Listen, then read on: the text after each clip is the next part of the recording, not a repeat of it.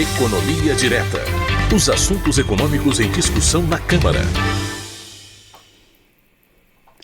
Bom, o 13º episódio da série especial com a consultoria do Orçamento da Câmara fala hoje sobre o programa Minha Casa Minha Vida. E aqui comigo, nos estúdios da rádio e da TV Câmara, já estão os consultores Vinícius Ribeiro e Jordano Roncone. Olá, tudo bem? Muito bom dia para os dois. Bom dia, Ana. Bom, um tema que interessa aí muita gente, né? O Minha Casa Minha Vida, inclusive o programa ele foi criado em 2009, né, no segundo governo Lula, e depois no governo passado mudou de nome para o programa Casa Verde e Amarela, agora no governo Lula 3 voltou a ser o Minha Casa Minha Vida. Então acho que seria interessante primeiro que a gente começasse falando assim, o que é o Minha Casa Minha Vida em termos orçamentários, quais as mudanças que ocorreram nesse período. A gente começa por quem? Pelo Vinícius ou pelo Jordano? O Vinícius pode dar já um panorama geral, Sim, né? fazer um panorama, inclusive, do histórico da política habitacional, né? Porque que surge o Minha Casa Minha Vida em 2009. A gente tem, na década de 60, a criação do Banco Nacional de Habitação, né, o BNH, a instituição do FGTS também, na década de 60. Mas a política habitacional naquela época, ela acabava não atingindo, não alcançando, né, a classe mais baixa, né? E o banco, meia crise econômica da década de 80, ele é extinto. E aí tem algumas iniciativas entre a década de 80 e o final dos anos 2000, como o Programa de Arrendamento Residencial, o Estatuto da Cidade e o Sistema de Habitação de Interesse Social. E em 2009, estima-se um déficit habitacional de 6 milhões de unidades, de domicílios, né?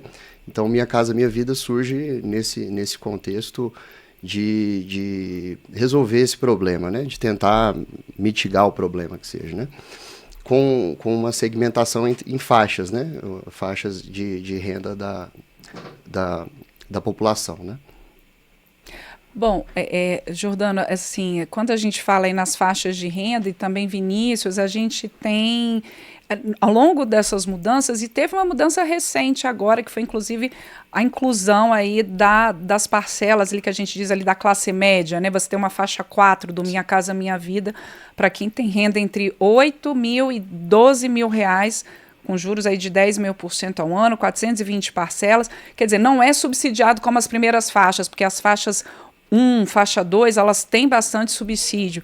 Como é que funciona aí do ponto de vista orçamentário, exatamente tanto para comportar essas faixas que têm os subsídios, quanto essas outras que têm juros mais baixos? O governo que dá essa garantia? Eu acho que é interessante, Ana, sempre quando a gente comenta aqui de algumas políticas públicas específicas dentro do orçamento, que a gente vê algumas similaridades, né, na forma de financiar essas políticas públicas. Já comentamos um pouco do Plano Safra, alguns episódios anteriores, e óbvio, né, são assuntos totalmente diferentes, porém, quando se trata da questão dos recursos, se percebe que tem tanto uma questão da aplicação direta via orçamento, como também uma questão do financiamento que acontece, né? Então, aí eu acho que até você pode comentar um pouco mais das faixas para mostrar como isso até se relaciona, Vinícius, mas aí eu só queria destacar essas opções de garantir a efetivação da política pública, que pode ser tanto via orçamento direto, você garante para um objetivo específico, como também pelo financiamento via algum fundo específico, nesse caso o FGTS, sim, principalmente, eu acho, né? Então, acho que tem outros, e você vai ajudando outros tipos de faixas, né? Isso, a faixa 1, que é a faixa de menor renda, ela é a que mais necessita do orçamento, né? Então, é a faixa que é mais atendida. 95% da unidade acaba sendo de um subsídio direto, né? E aí, a partir da faixa 2, você começa a ter uma união de subsídio com financiamento, principalmente por meio do FGTS.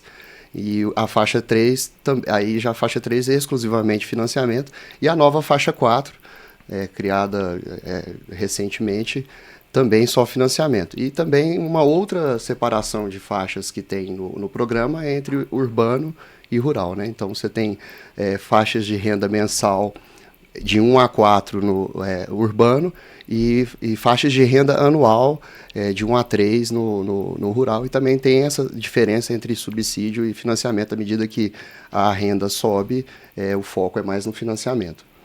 Quando a gente fala de política habitacional, Vinícius, você destacou bem um número aí de 2009, cerca de 6 milhões de unidades ali de déficit habitacional. Ao longo desse tempo, né, com Minha Casa Minha Vida, depois o Casa Verde e Amarela, agora novamente Minha Casa Minha Vida, a gente pode dizer que essa política pública e os recursos ali disponibilizados para essa política pública, eles trouxeram de fato uma redução desse déficit habitacional? Essa é uma excelente pergunta, porque a gente até precisa definir o que é déficit habitacional. O IBGE, a gente tende a entender que o déficit seria a ausência de uma unidade habitacional, mas a definição do IBGE envolve uma coabitação forçada, uma habitação precária, até uma composição do aluguel, quando ele é muito alto na família, isso também configura um déficit. Então, o déficit ele é dinâmico também ao longo desse tempo. Acaba que entre 2009 e 2025, a gente tem um déficit constante, cerca de 6 milhões de unidades, ainda que a entrega de unidades habitacionais nesse período tenha sido cerca de 8 milhões,4. Então, ao longo desse período, a gente tem o crescimento demográfico, né? Tem unidades habitacionais que foram se deteriorando, coabitação forçada. No contexto da pandemia, houve um aumento de coabitação forçada, e isso acaba prejudicando a política habitacional, mas isso não quer dizer que a política não tenha sido exitosa, né? Ela tem feito o seu papel, mas o problema continua, né? Eu até estava conferindo, né? A gente estava, para esse programa aqui, estava vendo algumas pesquisas recentes, né? Vi uma pesquisa do IPEA que pegou os 20 municípios mais populosos, beneficiados pelo Minha Casa Minha Vida, e eles verificaram que cerca de 30% dos atendidos pelo programa, eles estariam numa situação de déficit habitacional. E quando eles comparam, inclusive, dentro dessa mesma pesquisa, compararam quem estava atendido pelo programa e quem não foi beneficiado, dentro do CAD único, o número aumenta para 43%, né? Ou seja, é uma população que realmente está sendo beneficiada com esse programa e mostra que ele está tendo uma boa focalização, né? Claro, imagino que tem algumas melhorias, sempre que é possível, mas o objetivo dele que é justamente tentar chegar nessa conjunto de pessoas com esses problemas habitacionais, ele está chegando, né? Sim, está chegando. A faixa 1 é um foco inclusive da lei 14.620 de 2023, né? Que é a lei que retoma o Minha Casa Minha Vida, né, com as diretrizes lá de 2009, com melhorias. E é interessante, Vinícius, ter colocado, Jordano também, dessa definição mais ampla do IBGE, que déficit habitacional não é só a ausência da casa Sim. em si, porque o próprio Minha Casa Minha Vida, ele prevê o uso de recursos para a reforma das casas. Não é só apenas a aquisição ou ter a sua própria casa ali que você nunca teve. Agora, a gente sempre traz aqui no Economia Direta a questão orçamentária do cobertor curto. O Jordano lembrou da questão agrária, a gente tem outros, educação, Sim. saúde. E aí, como que essa estrutura, que vocês mesmos já adiantaram um pouco, do Minha Casa Minha Vida, seja por meio de fundos ou transferência ali direta mesmo de recursos da União para o programa, como é que isso está organizado e de que forma o parlamento participa também? As emendas parlamentares, elas também estão direcionadas ao Minha Casa Minha Vida? Como que isso aí está estruturado, vocês que estudam pela consultoria do orçamento o assunto?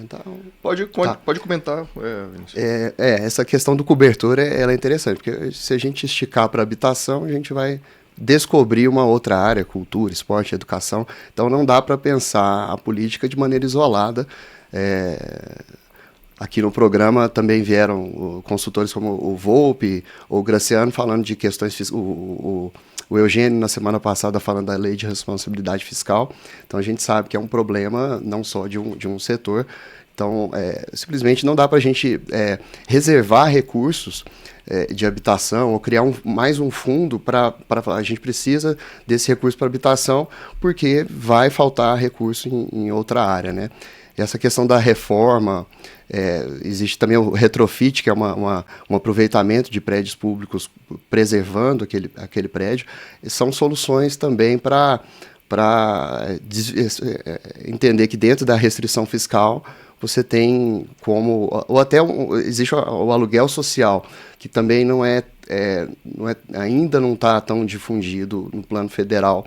ele poderia ser uma solução também, principalmente para as camadas mais baixas, ainda que o foco da lei seja a faixa 1. Inclusive, eu estava até verificando, né, a questão da execução orçamentária, teve um aumento contínuo, vamos dizer assim, até 2015, 16, se eu não estou enganado, 15, aí a partir de 2016, a crise fiscal começa a cair muito significativamente, e se mantém em níveis bem baixos até 2022. Justamente até porque teve a mudança do foco do programa, né, do Casa Verde e Amarela, voltou mais para o financiamento via FGTS, consequentemente não vai usar o orçamento para atender a faixas específicas como a faixa 1, que é sempre Exato. Via subsídio, né?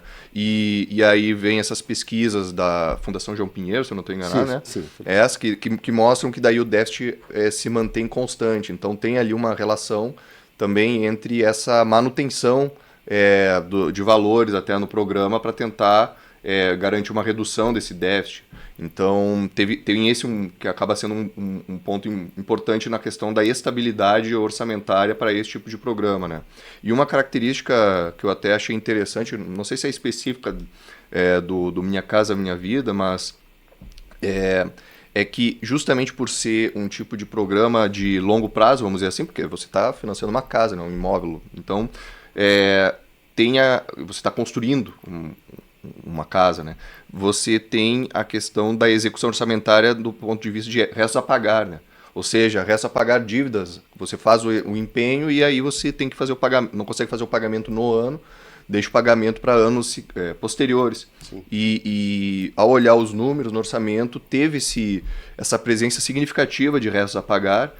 2025 teve em torno de 9 bi de restos a pagar, né? Isso acaba afetando até mesmo a própria execução física, né? Porque se você tem os restos a pagar, significa que você já se comprometeu com aquele dinheiro, só que você não pagou ainda a construtora, né? Enfim, algum beneficiário Sim. ali. E aí, consequentemente, fica pendente, né, de execução, né? Pode paralisar, inclusive, a execução, né? Sim. A questão também, você perguntou, Ana, sobre o parlamento, né, dentro do orçamento, que tem a ver Exato. Com a execução também, né, porque a gente tem as emendas de execução obrigatória, né, as emendas impositivas individuais ou de bancada, e o parlamento tem colocado, sim, as emendas parlamentares têm participado do programa Minha Casa Minha Vida. A gente tem um recurso ali em 2021, mais ou menos cerca de 40, 50 milhões, hoje já está em 180, e aí você tem um nível de execução alto, já que as emendas são impositivas, você acaba conseguindo executar.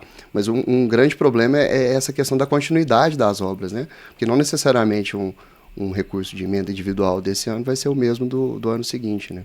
E aí você tem obras inacabadas, e de repente novas obras também. Então, e sem falar que são valores significativos, né? Porque estava conferindo aqui os números desses dois principais, né? O orçamento e financiamento. Orçamento acho que deu em torno de uns 34 bilhões que está previsto no orçamento. Isso de 2025. 2025, né? E do financiamento, que daí não é no orçamento, é via fundo de garantia, né? Sim. O FGTS, é em torno de 123 bilhões, especificamente para o Minha Casa Minha Vida. Então, são valores bem significativos, né? Claro, esses 123 bilhões não são dentro do orçamento, né?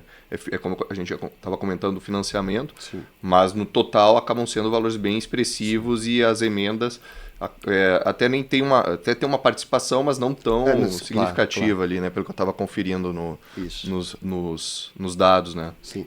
Desculpa. Não, é uma questão que vocês estão comentando de como é que, nessa questão dos restos a pagar, como é que isso vai ficando, e uma característica aqui da economia direta, normalmente nessa questão orçamentária, é a gente perguntar dos desafios e se é possível ter algum ajuste na legislação. Quando vocês acompanham todo esse histórico de execução do Minha Casa Minha Vida, mesmo havendo mudanças no programa ali desde 2009 até agora, como que vocês acham que poderia, apesar que a gente sabe que houve mudanças na lei, mas sim. Seria possível na avaliação de vocês ajustes, seriam possíveis ajustes ou alguma mudança que pudesse tornar mais eficaz a execução do programa?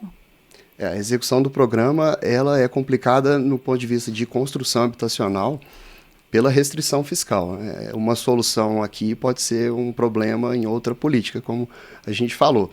Eu acredito que uma melhoria na legislação seria dentro da parte de aluguel social, a questão da reforma, da melhoria habitacional.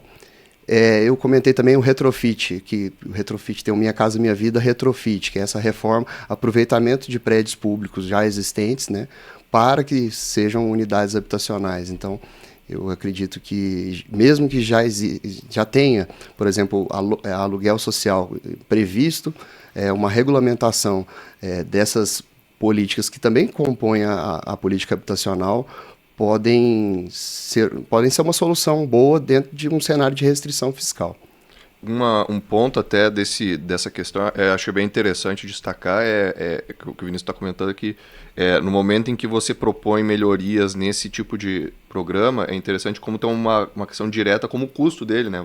Ou seja, quer melhorar a qualidade habitacional, beleza, vamos melhorar as melhores localizações a serem fornecidas, né? Que é sempre um problema do Minha Casa Minha Vida, muito distante, e aí tem questões mais até do ponto de vista urbano, né? De equipamentos públicos ali em volta, né? Precisa ser um bairro de fato. A política tem que ser integrada também, né? Com o transporte público, com saneamento, né? O TCU aponta essa questão da localização, a seleção de beneficiários também, que não tem tanta transparência, então são pontos que a própria qualidade do imóvel, que o TCU já apontou, que imóveis sem tanta qualidade foram construídos. Então, se você melhora a construção e a localização, você reduz o custo do programa também. Um ponto aqui que eu acho até que eu estava comentando o Reza Pagar também de mostrar um cronograma mais claro, né, de pagamentos.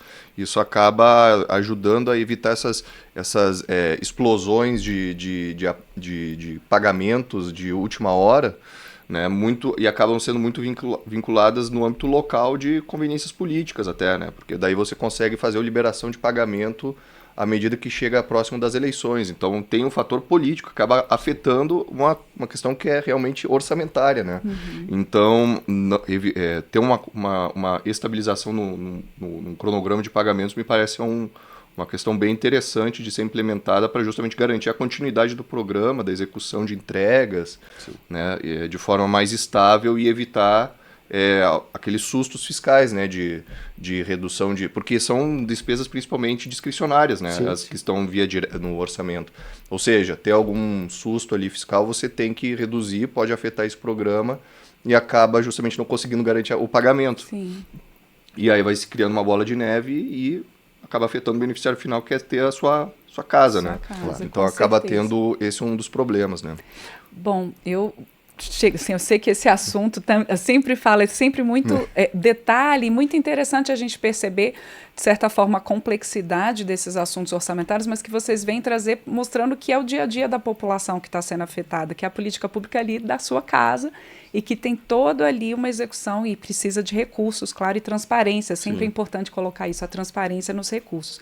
A gente está chegando ao fim aqui do nosso tempo desse episódio, mas sempre ficando o convite para quem nos acompanha, de acompanhar toda essa série que a gente está fazendo em parceria com a Consultoria do Orçamento da Câmara no Economia Direta. Hoje o episódio tratou do Minha Casa Minha Vida, mas como o próprio Jordano Ronconi, que está sempre com a gente aqui, comenta, há outros assuntos que foram tratados do ponto de vista fiscal, também de saúde, de educação, de agricultura, bastante assunto para entender como é que se forma o orçamento no país. Vou agradecer muitíssimo ao Vinícius Ribeiro, mais uma vez ao Jordano Ronconi e até o próximo Economia Direta. Até a próxima, Ana. Até a próxima. Obrigado pelo convite. Bom dia. Obrigada a vocês. Bom dia.